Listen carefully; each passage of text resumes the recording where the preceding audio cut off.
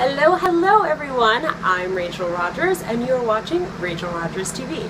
I am doubly pumped today because today is the day that we are launching our new subscription program called Polished. Polished is a new legal subscription where you can get unlimited access to me and my legal team and ask us any questions and get legal advice in response. So I'll tell you more about that later. But for now, let's dive into a very important question that was asked of me by one of my clients in the last couple of weeks. It's about discrimination, which, if you're on Facebook or Twitter or any kind of social media or just hanging out at barbecues this summer, I'm sure you've been talking to friends and family and people you know about some of the issues that have been going on here in the US recently. So our question actually has to do with business owners and how to handle potential issues of discrimination, particularly in Facebook groups, online forums, on your membership sites if you have one. So today you're going to want to pay close attention to this week's episode.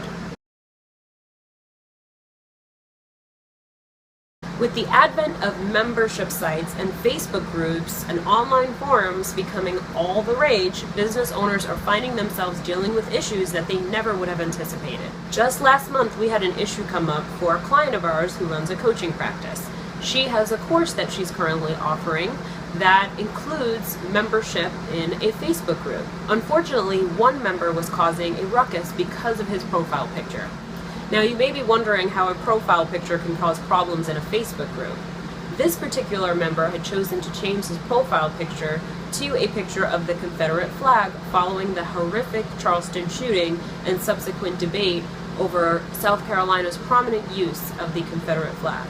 So my client kindly and gently requested that this gentleman change his profile picture and remove the image of the Confederate flag. Unfortunately, the particular customer said no, and so she reached out to me and wanted to know, can I simply remove him and kick him to the curb from my paid Facebook group, or will that open me up to potential liability? The short answer to her question is, it depends on what's in your terms and conditions. Oh, you don't have any terms and conditions? Well, then go get you some, like now. The main concern here is whether removing someone from the Facebook group, which is included in the course purchase and only accessible to paying members, is a form of discrimination. The use of the Confederate flag would likely fall under a political affiliation, which isn't a protected class like race, gender, or sexual orientation under federal or state anti-discrimination laws. This is much different than discriminating against a protected class, which is what happened to the bakers in Colorado. In that case, a particular bakery refused service to a same-sex couple in relation to their wedding celebration. In that case, the bakers were found legally at fault for discrimination because Colorado law, like many other states, thankfully, specifically prohibits discrimination by public accommodation.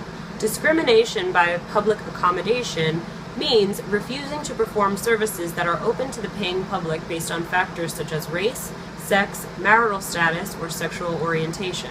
Public accommodation does include businesses, so the bakery was not able to discriminate against a customer and not serve them solely based on the customer's sexual orientation. Likewise, in your business, it would be rather unwise and also kind of shitty to discriminate against a particular customer due to race, sex, sexual orientation, marriage, or other protected classes. It's also illegal. However, the issues related to the Confederate flag do sort of border on race, so it is quite possible that this particular customer, if they're litigious, could come up with a discrimination claim based on race, although that would be both crazy and a stretch, legally speaking.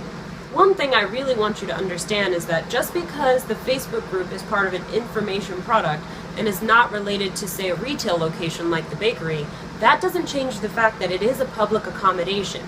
It is a service that's open to the paying public. So your business, even if you have no retail location, is still subject to discrimination claims based on the way you treat your customers. So what about the right to refuse service? Well, as a business owner, you pretty much have the right to refuse service for any reason, as long as you have a clear and consistent policy about the situations in which you will refuse service, and so long as it's not based on discrimination against one of the protected classes that we've talked about or that is protected in your state. This is where clear and concise terms and conditions for your membership groups, your Facebook groups, any online forums you're running come in really, really handy to save your ass and save the day. Now, if you don't already have terms and conditions for your membership site, online forums, or Facebook groups, please go and get some today. Remember, this is not just about you not liking a particular customer. This is about being able to protect your other customers and remove someone who is disruptive, offensive, or just a plain old good old-fashioned asshole. Now, once you do have good, solid terms and conditions for these groups that you're managing, be sure to post them conspicuously and preferably have all of your members check off their agreement to these terms and conditions as soon as they join your group. Then you know that you are protected. Once you have done that, you will be able to remove anyone from your groups that is disrupting the peace and harmony that you've created, and as long as they're not a member of one of the protected classes like we've discussed. Just to drill this into your brains, the moral of the story is to definitely have terms and conditions in place before a problem arises. Always. These are imperative. If you are concerned about discrimination issues in your business, definitely reach out to a lawyer in your state. It is important questions like these that we want to make sure you can always get answered whenever you have them. That's why I created our new subscription program called Polish. Polish gives you on-demand access, unlimited access, and 24/7 access to my legal team, including myself, to answer your legal questions as they arise. If you're interested in learning more about Polish, just go to rogerscollective.com/polish to find out more. There are some very special bonuses if you sign up soon, so definitely check out the program today. That's all I have for you today, folks. Thank you so much for watching Rachel Rogers TV. If you enjoyed this video, please share the knowledge with your friends. And if you never want to miss an episode of Rachel Rogers TV, please use the subscriber boxes below to subscribe. It's like DVR. Until next time, bye-bye.